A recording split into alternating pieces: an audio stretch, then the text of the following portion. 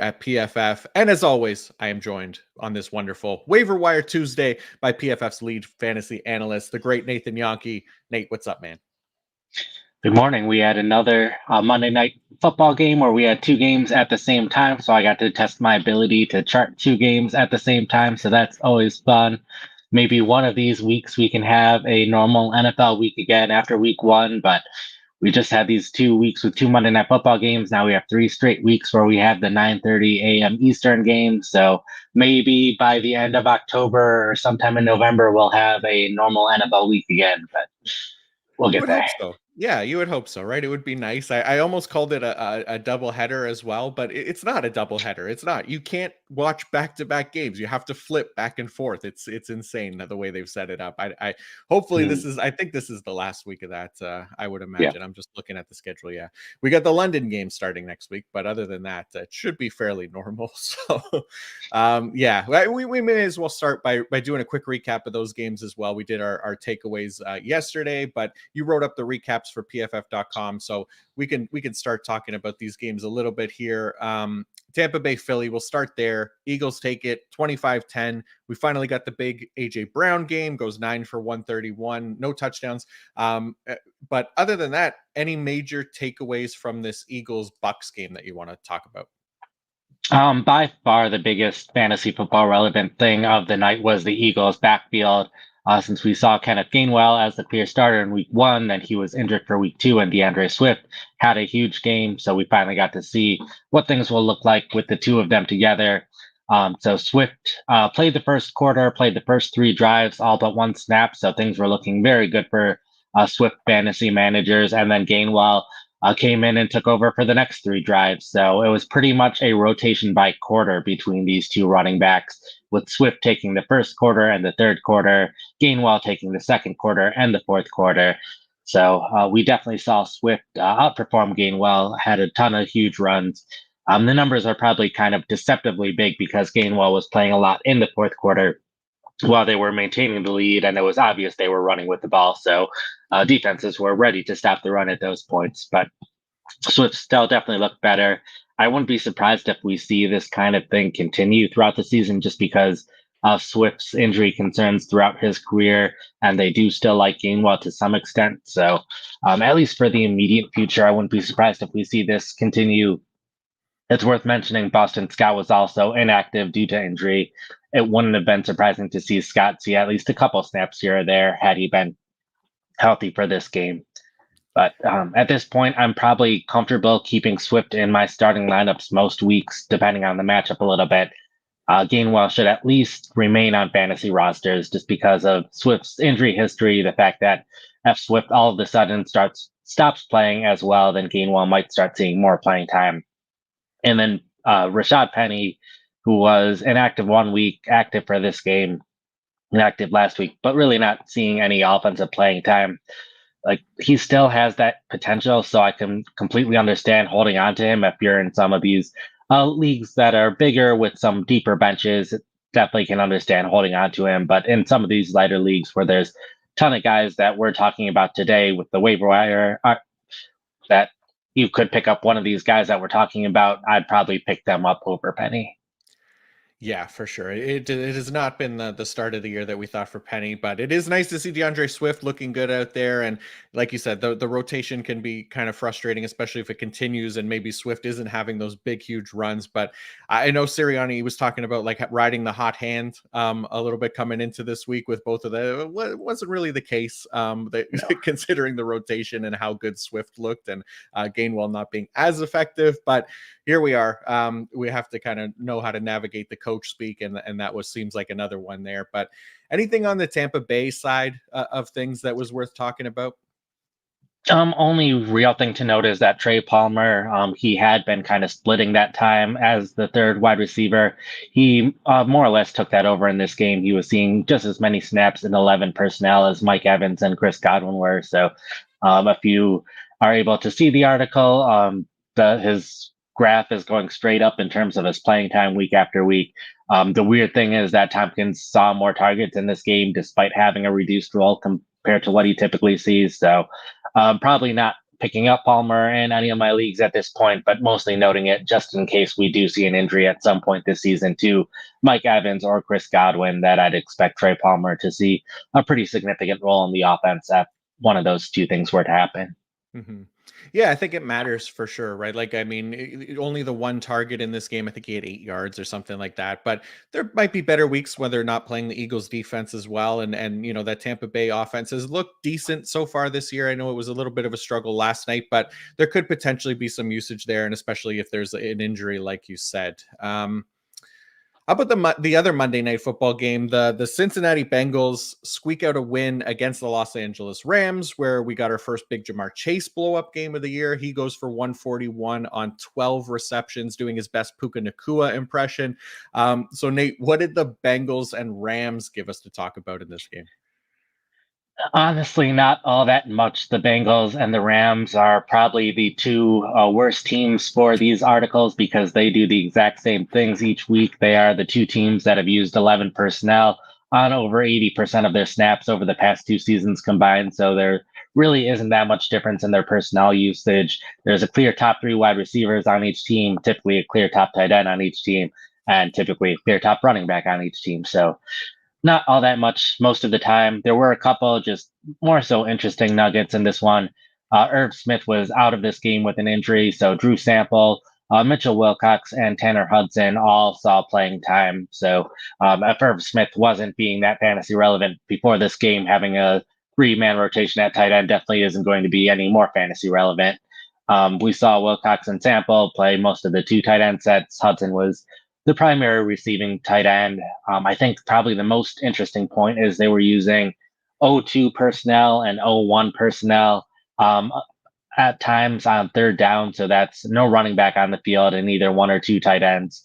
And that was with Drew Sample playing basically as a run or pass blocking running back. So they not a very common thing to see a tight end lineup in the backfield for pass protection purposes, but with Aaron Donald on the Rams defense, it's not all that surprising.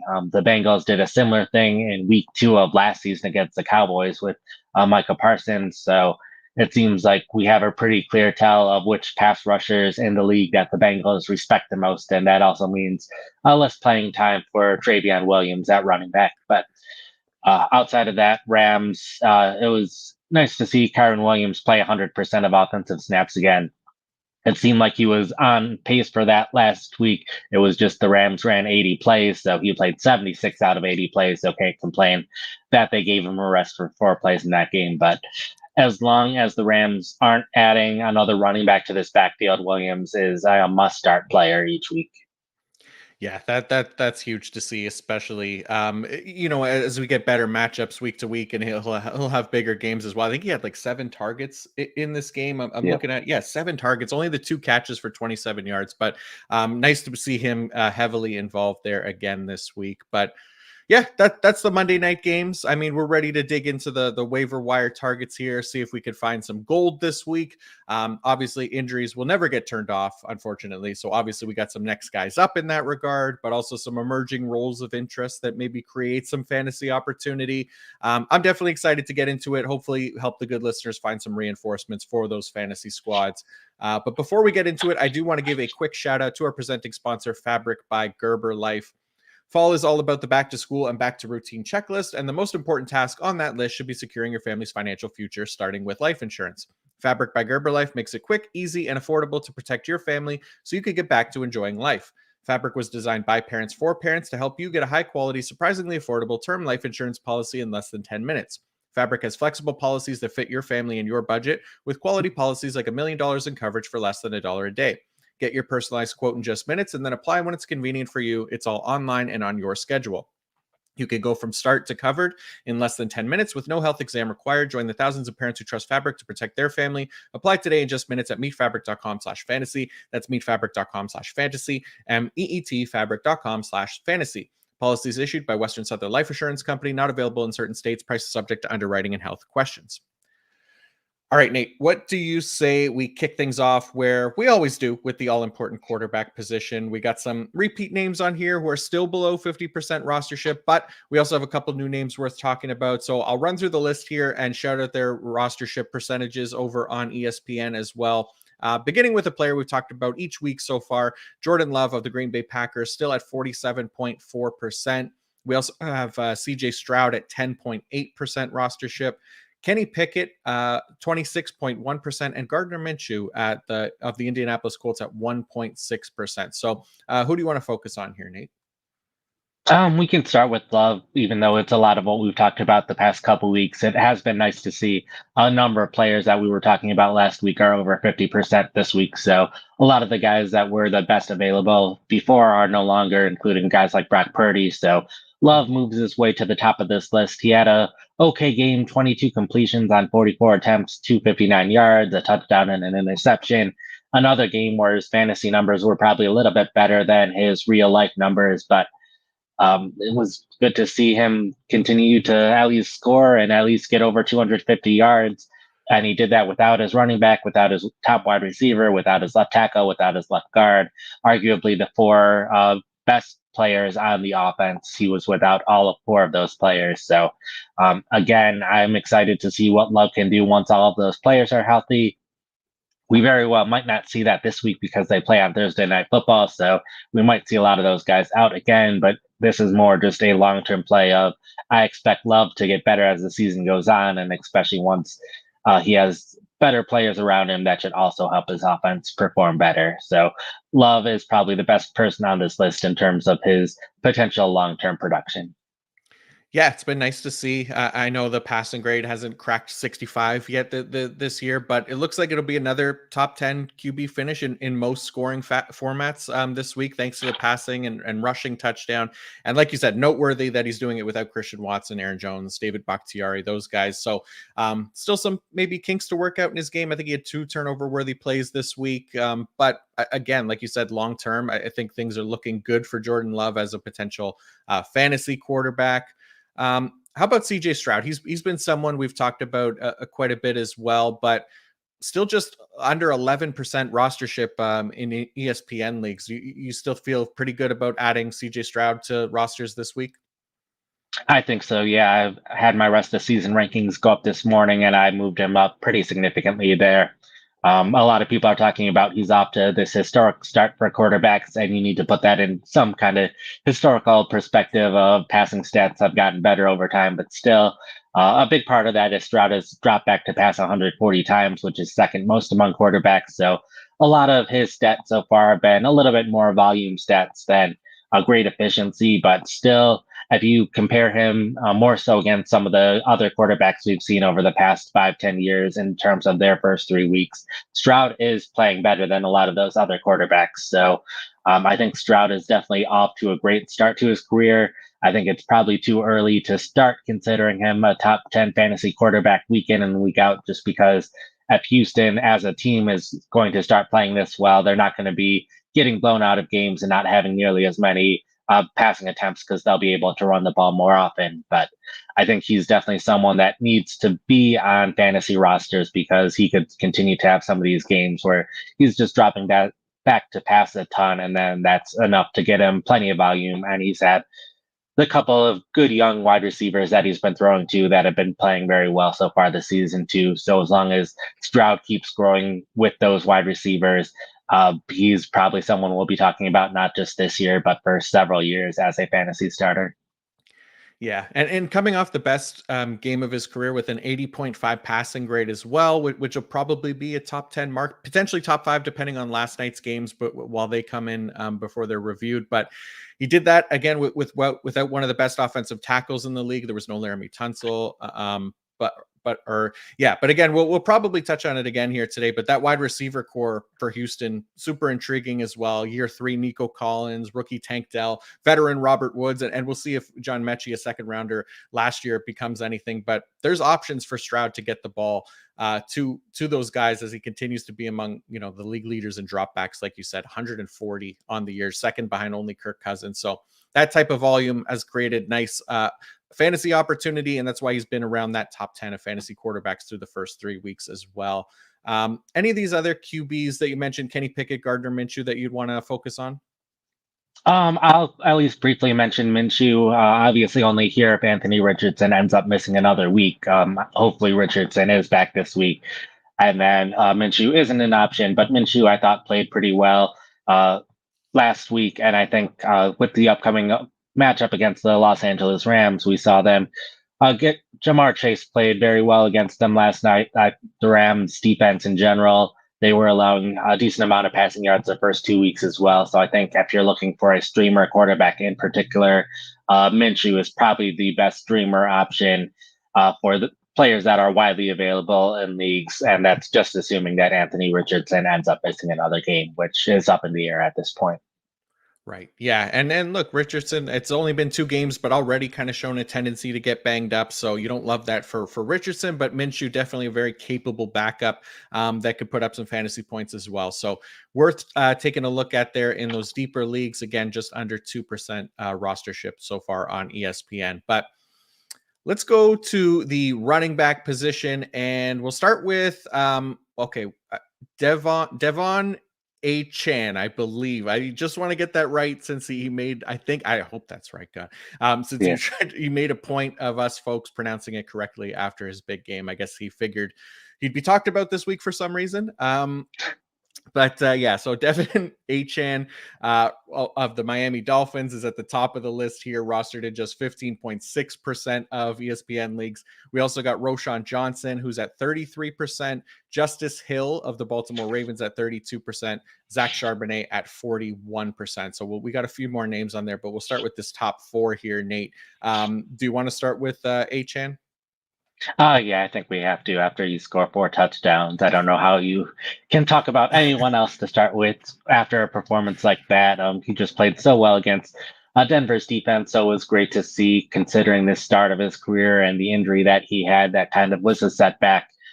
I think it's just going to be very interesting to see how Miami handles their running backs going forward. Since last season, we saw Raheem Mostert have a couple of really good weeks, but then we also saw Jeff Wilson have a couple of good weeks. We saw Chase Edmonds, when he was on the team to start the season, have a couple of good weeks. So Miami didn't really have a problem switching from one running back being the lead guy to another throughout the season. And I wouldn't be surprised if we see that again this year, since Achan played so well, but Raheem Mostert also played very well. But he's also someone that you probably want to preserve him for the playoffs a little bit too. So I would expect them to use a rotation of running backs going forward. And Jeff Wilson, eligible to come off injured reserve, not this game, but the game after. And he ended last season as a starter above Raheem Mostert, was playing typically over 60% of offensive snaps those last 3 games. So they view Wilson very highly on this team, even though we just saw what Mostert could do when we saw what Achan can do. So I think you have to pick up Achan just because he has the potential to be a top 10 fantasy running back going forward. If the Dolphins decide, hey, you're the starter, you're going to see 55 to 60% of offensive snaps, that might be all that he needs with how good this offense has been playing in general. But I think he's definitely a gamble for someone to pick up, but a gamble that should be worth taking. Yeah, I'm with you. And look, even if they don't make him like the de facto starter on that team, there could be opportunities similar to this past game for him again. And I don't mean like 200 yards, 4 touchdowns, obviously, but more so that he could see volume if the Dolphins are going to kind of have these dominant performances where they're blowing teams out, right? That offense is good enough to do it. And there might be opportunity for Achan to get in some work in games that aren't close anymore, that they're just trying to run out the time. So there's that as well. But like you said, I think just holding him for the potential of being a starter is more important than anything here. Roshan Johnson, Justice Hill, Zach Charbonnet, any one of these guys that you want to talk about next? I know we've talked about a couple already, but anyone that stands out to you? I think Johnson probably the most of this group, just because he continued to see his playing time increase this past week. I think out of all the guys, he's probably the one most likely to have the potential to be a top 20, top 15 fantasy running back at some point this season, just because he has the chance to surpass Khalil Herbert they were using the two running backs pretty well interchangeably, both seeing significant playing time on early downs as well as seeing significant time on passing downs. So really, whichever of these two running backs is playing better should end up being the one who's seeing 60% of offensive snaps or 65% of offensive snaps. So F. Johnson, he's continued to see increased playing time each and every week. So he's kind of on that path of getting to a point where he's a fantasy starter. The Bears offense also has to be playing better for him to get there, probably. But I think with this week, there's not really many clear top running back options. Luckily, there weren't really any major running back injuries this week. So that's probably why the waiver wire beyond Achan isn't all that appealing at this point. But I think if you are looking for an upgrade on your roster, if there's someone, especially on your bench, that you're ready to get rid of, Johnson is probably the next guy that I would be looking to pick up. Nice. Yeah, and we're hoping for better days for that Bears offense as well. I know it's still early. It hasn't looked good, but we could potentially see some scoring opportunities, I would hope, at some point for Roschon Johnson and the Chicago Bears. All right, we got four other running back names here. Matt Breida of the New York Giants, rostered in 26% of leagues. Tajay Spears of the Tennessee Titans, just under 16%. Sean Tucker of the Tampa Bay Buccaneers, under 2%. And Melvin Gordon of the Baltimore Ravens at 1.2%. So, Nate, probably start with Matt Breida here. We know Saquon Barkley dealing with a high ankle sprain. Not necessarily ruled out here for week 4, but not sure if they'll be rushing him back or not. Yeah, he basically saw the role of Saquon Barkley last week, just didn't see nearly as many touches. It was against a very strong defense, so it's kind of understandable that they didn't rely too heavily on Breida in terms of getting him the ball. But I think this upcoming week against the Seattle Seahawks run defense, that should lead to a lot more opportunities by Breida. Saquon Barkley ends up missing another game, if Saquon Barkley is back and ready to go, then Breida is obviously a lot less appealing of a fantasy option because he won't see much playing time with Barkley, but he should be the handcuff in New York, at least for the rest of the season. But like I said, if Barkley misses another game, he potentially is a fantasy starter this upcoming week. Yeah, and hopefully we get some clarity on Saquon Barkley's status before the game, like a few days before, because they're playing on Monday night, so that makes it a little bit tricky if you don't have both Breida and Barkley, obviously. But definitely something to keep an eye on in the practice reports there this week. How about the rest of these guys? Tajay Spears, Sean Tucker, Melvin Gordon. Which one, or which ones do you want to talk about here? I'll go with Gordon since a lot of the other guys, it's just a clear here's a young running back who has the potential to see more playing time. Bunch of which we've talked about before. Gordon is specifically here, similar reasons for Breida, because there is a chance that he will be the starter this week. Justice Hill missed last week with a foot injury. There's at least a chance he could miss another game.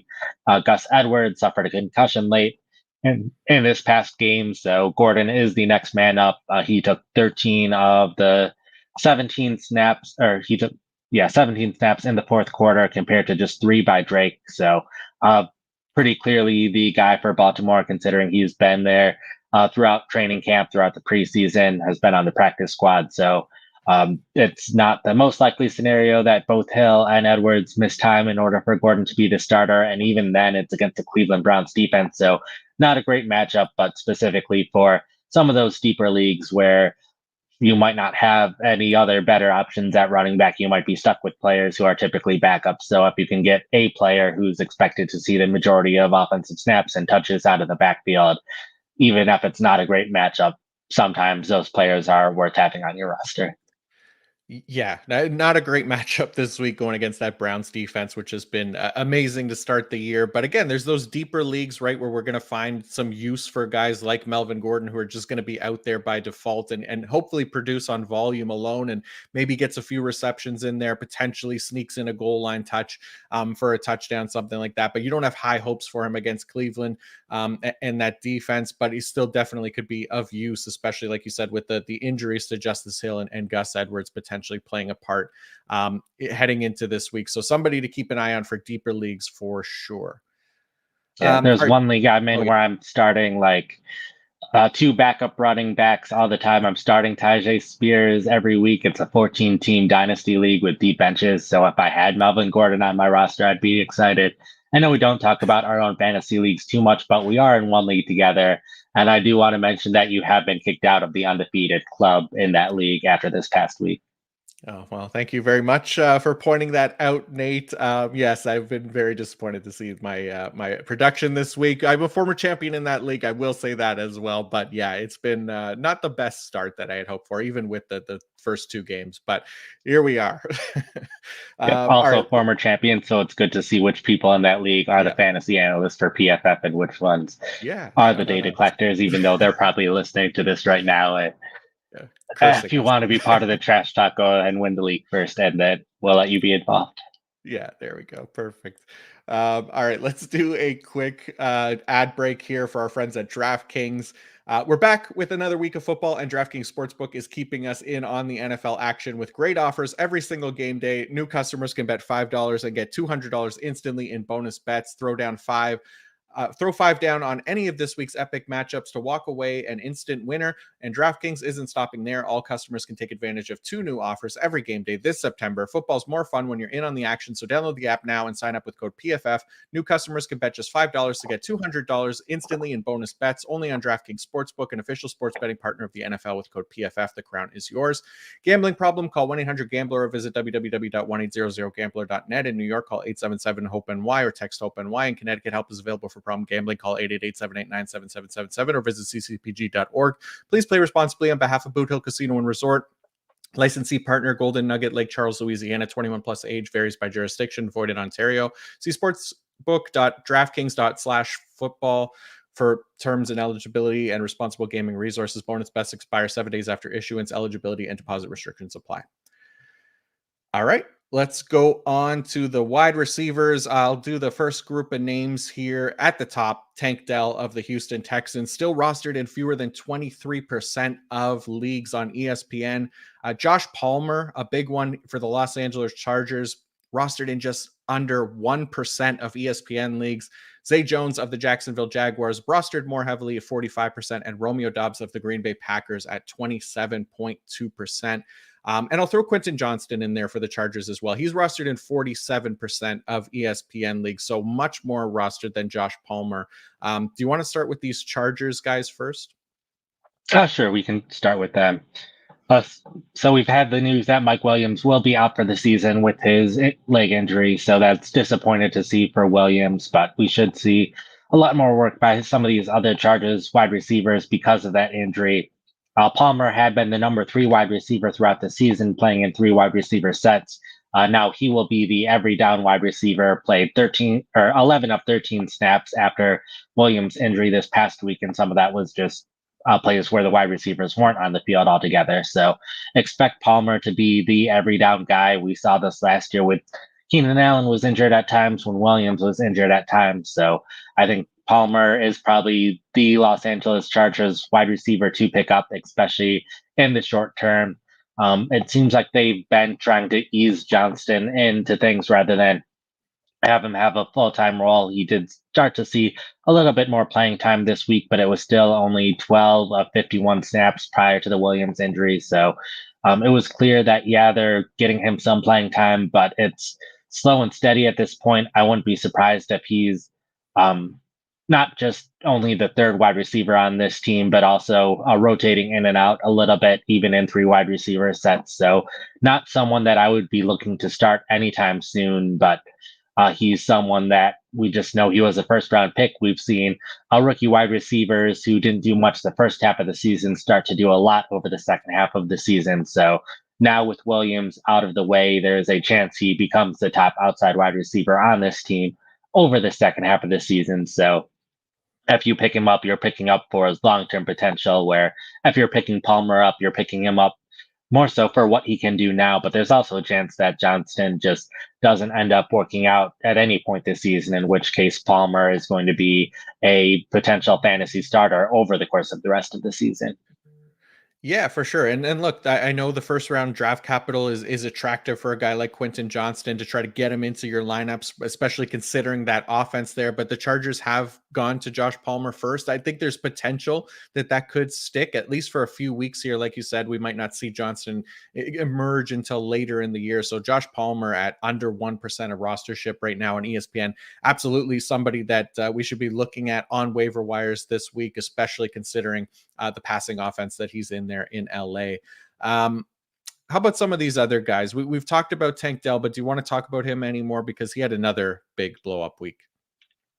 I think we need to, even though we've already talked about him a couple of times now. But he just had a huge game in this one, so 2 consecutive weeks where you would be happy if you had him in your fantasy starting lineup. I know he helped me survive in a guillotine league this past week, so glad that I have Dell in some of my leagues already. But I think he has the chance to be the top outside wide receiver in Houston going forward. I know Nico Collins has also played very well so far to start this season, but they've had no problem rotating either of these players off the field at times. So Dell, I think, has the talent to be that number one guy. So um, yeah, there's a chance that we could see Noah Brown come back and it become more of a rotation again, with Robert Woods also currently playing in the slot, but could also start playing outside again more often, especially if they start trusting John Mechie a little bit more. But I think even with those risk of potentially a little bit less playing time or things like that, I think Dell has too much talent. Of we're picking up Johnston because we're hoping he starts having performances like Dell is already having. So I'd much rather have the guy who is already putting it together and getting the playing time and getting the targets. Yeah, if you're the Texans, I don't know how you go away from Tank Dell at this point. He's just been so good. I think he's earned that starting role, that volume role, and yeah, just continues to be emerging there as a nice star in Houston for that wide receiver core. Um, How about the rest of these guys? We got Josh Downs at 3%, Rashi Rice of the Kansas City Chiefs at 8%, DJ Chark of the Carolina Panthers 43.5%, Calvin Austin, the third of the Pittsburgh Steelers at 1.5%, and Marvin Mims at the Denver Broncos at 8.6%. Anybody that you want to kind of focus on here from this group? I think two guys that I'd like to touch on a little bit here. I think Zay Jones is an interesting one. He just missed last week with a knee injury, so he was getting dropped in a number of leagues as teams tried to pick up someone to help them specifically for week 3. So I think you should probably take a look to see if anyone dropped Jones in your league, because he's definitely worth having. Wide receiver 26 last season. His target rate has been basically identical this season, even with Calvin Ridley on the roster. He's just had a number of passes thrown his way that were uncatchable, which is surprising considering Lawrence has been pretty incredible in terms of his accuracy so far this season. So I think Jones definitely has the potential to continue being a top 30 fantasy wide receiver, even with Calvin Ridley lining up across from him. So I think the Jacksonville offense in general is going to be playing better this season. So Jones is definitely someone that I would be looking to pick up if he is available. Um, I think the other guy I'd like to touch on is Josh Downs of the Indianapolis Colts, just because I don't think we've really talked about him much either during draft season or these first couple weeks. Had 8 receptions for 57 yards this past week. He's very consistently been playing between 75 and 80% of offensive snaps for Indianapolis. Mentioned at the start of the show the Rams and the Bengals as the two teams that use 11 personnel most often. The Colts are the third team that use it most often. So Downs, even though he is only the slot receiver and not playing in two wide receiver sets, Indianapolis plays so much 11 personnel that it doesn't really matter. So expect Downs to continue to see a ton of playing time. Good to see him get this many targets this early in his career. I know it was with Gardner Minshew this week rather than Richardson, but he was seeing at least some targets these first 2 weeks of the season as well. So not someone that we've talked about a ton as the rookies that we're looking to pick up just in case they start doing more. But after he played this well in this game, even with Minshew rather than Richardson, I'm a bit more intrigued to see what he can do the rest of the season. And there's a chance that he can be fantasy relevant down the stretch. Yeah, I'm super intrigued by Downs. I love that he's shown this already, but the ability to earn targets. I think 11 targets in this game. That was tied with Michael Pittman. Brought in 8 receptions as well, so he's outperforming even Alec Pierce, who is I guess technically the number 2 wide receiver as far as snaps go on that team and playing time. But like you said, there's enough volume out there for Josh Downs to be relevant, and nice to see at least early in his career. And I think he can continue that with Anthony Richardson kind of coming back, just working that middle of the field. I think could be a nice option for Richardson as he kind of acclimates to the NFL as well. Anybody else on this list? We got a few other interesting names here from the wide receivers that might be worth talking about. Since we probably have to go every week talking about the Kansas City wide receivers at some point of time, whether it's one or the other, Rashee Rice did make this list after having a decent game. Richie James ended up on injured reserve with a knee injury, so hopefully James is able to recover just fine. But this did turn the Kansas City wide receiver group from a 7-man rotation to a 6-man rotation, so a step in the right direction for all of the other wide receivers. Kadarius Toney has a toe injury. It was pretty up in the air whether or not he was going to play. He did end up making the active roster, but he only played 2 offensive snaps. So they tried it and it wasn't working out. So it became down to a 5-man rotation. So Rice was able to step up. This was a blow up for Kansas City. So they didn't really need the passing game all that much. Patrick Mahomes did throw to Rice 4 times in this game, which was tied for the most among all of Kansas City's wide receivers. So it was good to see that Mahomes was trusting Rice in this game. Rice's numbers were padded a little bit near the end of the game when Blaine Gabbert took over, while they were mostly running the ball at that point of time. But Rice was targeted another couple of times with Blaine Gabbert on the field. So just good to see him continue to get more targets and get more production in Kansas City's offense, especially as Sky Moore isn't doing a ton in the offense so far. There's a chance that Rice ends up being the number 1 wide receiver in the offense at some point this season. So again, we're just trying to always chase whichever wide receiver will end up being Patrick Mahomes' favorite option. And it could be Sky Moore, it could be Kadarius Toney, but it also could be Rashee Rice. And after this week, definitely worth taking a chance on Rice, especially because he's a lot more available than the other 2 wide receivers as well. Yeah, just kind of hoping for somebody to emerge there consistently, right? And I think Rice has a decent shot. I think he fits well for that offense. He's still a rookie, so it's only 3 weeks in. I think we could see his role grow, and like you said, he's at least earned his way into the offense with some targets and receptions early on here. So we'll see. Well, I know we're probably going to end up talking about the Chiefs wide receivers more as the weeks go on, but hopefully somebody can emerge as a consistent option here for fantasy purposes. Any other wide receivers you want to talk about, or should we move on to the tight ends? I think we can move on to the tight ends. Sure. All right. So we got tight ends. We got Luke Musgrave at the top here of the Green Bay Packers, who's rostered in 13.4% of ESPN leagues. Chigo Okonkwo of the Tennessee Titans at 29%. Jake Ferguson of the Dallas Cowboys, 19%. And Cade Otton of the Tampa Bay Buccaneers at 2%. And another guy we talked about yesterday, Julian Hill of the Miami Dolphins, rostered in exactly 0.0% of ESPN leagues. Hopefully that changes. This will be a real test of the Nathan Jahnke power here to see if we can get that number up next week. So, Nate, where do you want to start with the tight end groups here?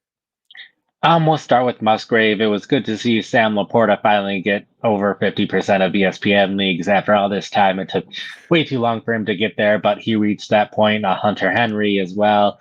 I believe Zach Ertz is even above 50% now, even though now he's on the downward trend. So a lot of the tight ends we have been talking about are gone, but Musgrave, he's just been a top 10 fantasy tight end this season. He's seeing a lot more playing time than we've seen out of a Packers tight end in recent memory. So he has the potential to be doing a lot. 16.9% of he's been targeted on 16.9% of his routes. So it's a number that, yeah, we expect his targets to go down a little bit when Aaron Jones and Christian Watson are back, but I think 16.9% should be pretty sustainable for Musgrave.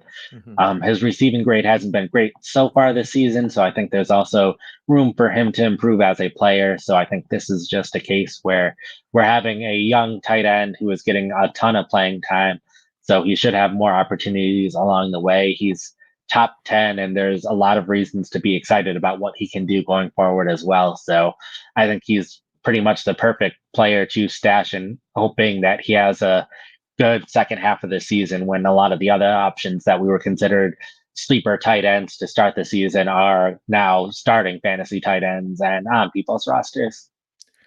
Yeah, I'm with you. I'm a big Luke Musgrave fan, and I'm hoping that we see him kind of emerge a little bit more in the second half, because he definitely has the talent and he's got the involvement in that offense to do so. And yeah, I think we'll see that number come up. 13% feels low right now, especially considering the tight end landscape.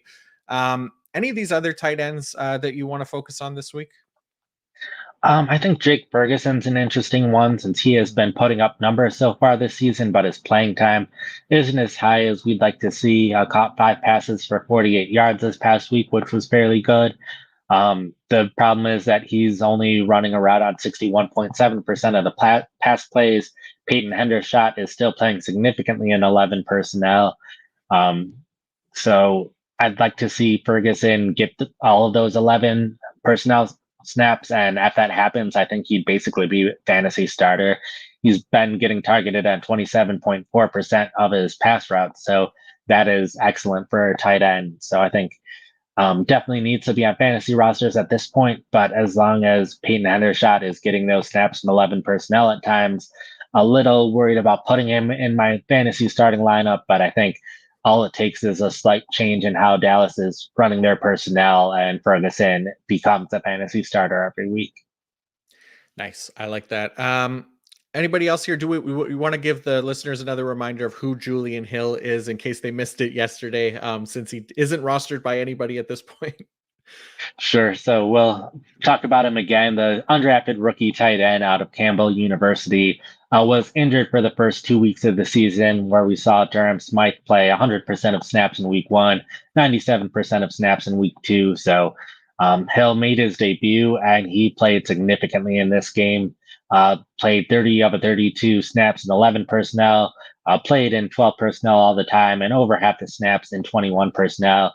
Smythe was still involved in the offense, was still playing in 12 personnel, was still playing at times in 21 personnel throughout the game. So it looks like Hill is the primary receiving tight end for Miami going forward. Only saw one target in this game and did not catch that target, but I think this is a case where we saw Smythe get up to like 7 targets earlier this season. The defense is going to be entirely too focused on Tyreek Hill and Jalen Waddle and all of the running backs that they have, that Hill is definitely going to go unnoticed in this offense. So I expect there to be some weeks where he's able to put up some big numbers. So if the Dolphins trust him enough to get him that involved, in, at least in terms of offensive playing time in his first NFL game, I'm at least interested to see what he can do going forward. And especially when there's a ton of teams with tight ends where we know exactly who they are, what they're capable of doing, and that we probably don't want to see them in our fantasy starting lineups. I'd be interested in having Hill over a number of starting tight ends on other teams. Yeah, just purely for the offense that he's in, right? It's a pass heavy offense, explosive offense. There's volume, there's opportunity there. We want to target that over like even maybe a top tight end option on a bad offense that's at certain weeks, depending on the matchup, right? So Julian Hill, definitely a name to keep in mind here as we go forward. I'm sure he'll be on this list. I don't think he'll jump up over 50% next week, so we'll probably have to talk about him again. But it should get up over 0% at least if you're listening to this episode. But Nate, any other guys worth talking about here before we go on to a listener question?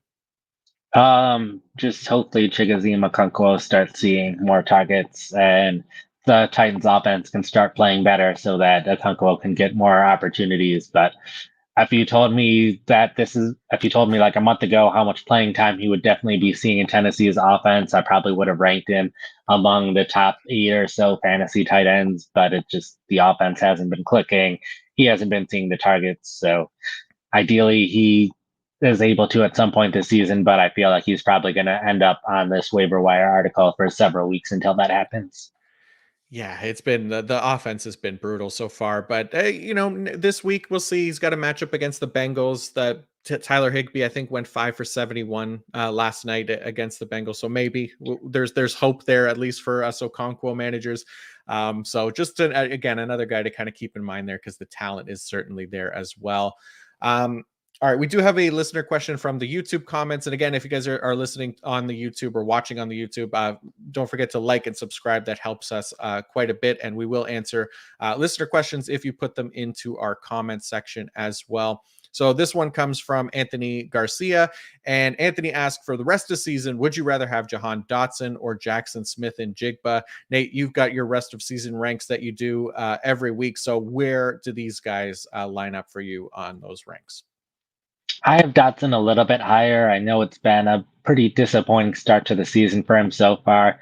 Would have liked to see Washington's offense in general clicking a little bit more with Sam Howell, but I trust that at some point this season, Washington's offense will start playing a little better. So Dotson at least has that potential to continue being a touchdown scoring machine, where Jackson Smith-Njigba really hasn't seen his role increase so far this season. Still the third wide receiver in a team that likes to use a lot of two tight end sets. So I'm not sure how much his role will increase throughout the season. So I think while both of these guys are young wide receivers that have a lot of potential and could be fantasy starters for several years to come, specifically for the rest of this season, I think it's more likely that we see Dotson end up being a fantasy starter than Jackson Smith-Njigba, unless there's an injury to one of Seattle's wide receivers at some point.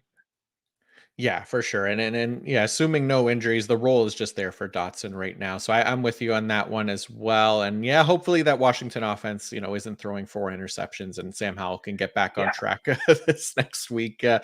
But that's it, my friend. That's going to do it for another waiver wire show here on the PFF Fantasy Podcast. I appreciate you doing this with me. Thank you to everyone for tuning in as well. Nate, before you go, because the folks will miss you until the weekend start sit show on Twitter, please remind them all that you have up on pff.com this week that they should check out to fill the Nate void. Sure. Have my recaps from this past weekend along with the Monday night recap already up. I have waiver wires that we just went through, but if you want to read more about some of the players that we didn't end up talking about, have information there. Have 5 to start, or 5 to add, 5 to drop, 5 to buy low, 5 to sell high. That went up today. And then my top 200 rest of season rankings that also went up. We'll have my rankings for this upcoming week in our tools later today, an article form tomorrow, and then start sit article that will go up on Thursday. Beautiful. As for me, I'll be back tomorrow night recording the IDP weekly preview, then previewing the offensive side of the ball on Thursday with the great Kate Majuk. I have the IDP fantasy report going up today, which will include all of the key IDP waiver wire targets. So be sure to check that out as well. We'd really appreciate anyone kind enough to like and subscribe to the PFF Fantasy YouTube channel as well. It means a lot to us. Thank you again for tuning in. Go dive into those waiver wires. And until next time, peace out.